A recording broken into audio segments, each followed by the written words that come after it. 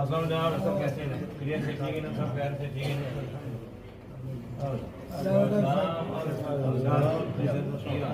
ठीक है हाँ जी बोल गई ना हाँ जी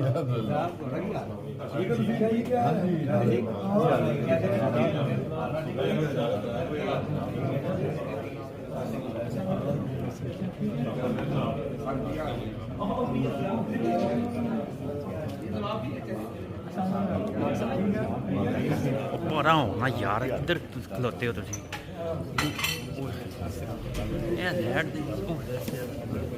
साइड ते होना यार